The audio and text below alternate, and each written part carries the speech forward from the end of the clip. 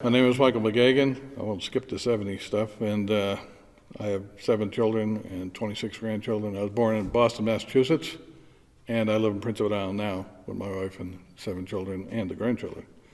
We'll go back to the beginning.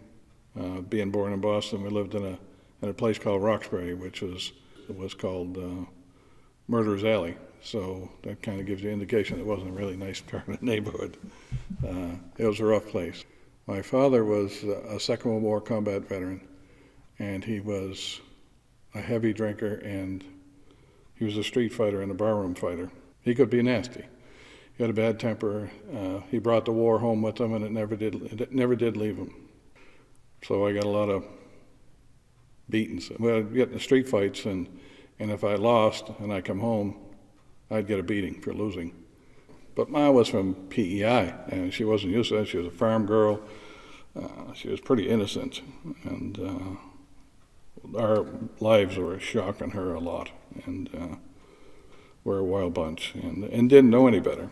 We were always in trouble with the police. I'd been arrested many, many times for fighting and resisting arrest, and I hated my dad. I remember he slapped me across the face one time, and I pulled a gun out and stuck on the end of his face. I said, "If you ever touch me again, I'll blow your head off." And he goes, "Go ahead." And I almost shot my own father. I joined the Navy, and I loved the Navy. But I had trouble first day I was there. I was in a fight. But I liked the service. I liked the discipline. I liked being in the uniform. I liked serving my country. Me and Mary got married, and even though my father and mother and my sisters told her not to, she did it anyway. And like anything else, I was good for a while until I got a ring on my finger, and I went back to the same old habits of drinking and fighting and bar rooms and just being wild. When I brought Mary into the family, everything was crazy. Her brothers were in prison. Her sisters were all messed up, and they're on drugs and dope, and a nightmare, to tell you. It was just a nightmare what was going on, and anybody knows the drug scene, how bad that can be. My mother was really feeling the pinch, really feeling it bad. Anyway, she went to work, and she was working for this lady, but the 2 nurses that were taking care of her were Protestant nurses. We were Catholic. We were Irish Catholics. Anyway, they could see that Ma was in bad trouble just by looking at her. So they decided they'd take her to a church. She ended up getting saved. And my father called me. I was living in Prince Edward Island. He was living in Boston. And he said, your mother, the old lady, she said, she's cracked up. She's gone off her beam. He said, I'm sending her down to you. I said, okay. Well, this was home. This Ma always loved Prince Edward Island. She hated Boston. She hated it, hated everything about it. I was interested in why Ma wasn't changing back to her old self. So now she's singing and humming and got this smile, and she always had a Bible open in front of her. And I go, man, this stuff's got to wear off. She'll get back the way she used to be. And it never did. And finally, I was cutting lumber for lobster traps. I'm a lobster fisherman. I started cutting this tree down. Then I'm blocking it up. And I said, okay, Lord, if you're real, you're going to have to prove it to me, because right now, I don't believe you are.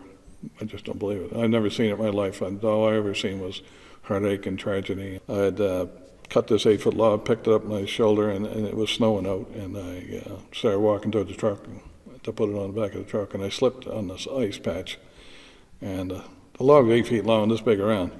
I slipped in the ice, and the log come down, and banged my head off the ice, and it landed across my chest, but I never got hurt, and I lived a pretty banged up lifestyle, so I said, okay, and I'm sitting there with this log across my chest on the snow, and I'm going, okay, Lord, you got my attention. Is this how it's going to be? And I just got this warm feeling started to come over me, and it rattled me. I didn't hear any voices, I didn't see any lights or anything. It just got this warm feeling, and I spent most of my life being mad at everybody and everything. I was like a junkyard dog. If you said something to me, I was right on you. I'd tell you off, and most likely punch your lights out. But this day here, I just had this calm that I've never felt in my whole life before it started to come over me. Anyway, in the morning, I had to get up to go fishing. And you get up at 4:30 in the morning, and I couldn't walk. My legs wouldn't hold my weight. So I crawled down the stairs, and my mother had the wood stove. We had a wood stove then, and she had that going. She'd sit in the chair and she'd me. She goes, "Jesus loves you," and that was it. I started crying, and crying wasn't allowed in our house. You cried, you got a beating. So I hadn't cried since probably I was 9 or 10 years old. Here I am, 33 years old, and I'm starting crying. I cried that much I started to bite my own hand. I drew blood in my hand. I bit myself so hard trying to stop. I couldn't stop. So I realized I couldn't walk. So I crawled back upstairs, get into bed, and I started shaking, and not realizing that God was trying to get a hold of me. So for 3 days, I shook, and I couldn't walk. Every morning I'd crawl downstairs, and I still couldn't function. My mother would be waiting me with the same thing, and then I'd start that crying all over again. And I was happy and I was terrified all at the same time. And then I went back upstairs, and the third day I said to Mary, I said, "Is there a Bible in the house?" She goes, "Yeah." I go get it. So she went and got me a Bible, and I stuck it on my chest, and I was shaking. I mean, I was rattling. So it rattled me quite a bit. So I wasn't really a big reader, reading books or anything, but I had this Bible planted on my chest, and then the third day I get up, I could walk, and the third day, and I come down the stairs, and my mother's there, and she had a big smile on her face, and I goes to my mother, "I know that Jesus Christ is Lord now. I know that for me." But I had this thing about knowing God personally and everything about Him.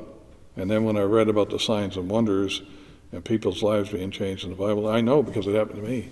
And I wanted to share that with other people. Kind of an anomaly in the neighborhood, because instead of threatening people, I was telling people about the Lord. When the light started to come on and I realized that God was real, to see Him move in my life. I didn't realize that outside my mother that anybody else loved me.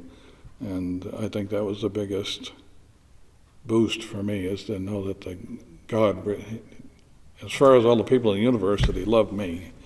And I could feel it. And I still can feel it today. It's never left me. And when I start talking about it, I'll tear up. Now, for a guy that didn't cry for most of his life, now I get the weepies when I start talking about the Lord. Just because of what happened. And it's so transformed me. It's changed most of my family, of course. And then we started going to church. I've seen people delivered from all kinds of stuff, from drugs and booze and perversion. And that's the great thing about God. He don't clean you up before He catches you. He does that afterwards. So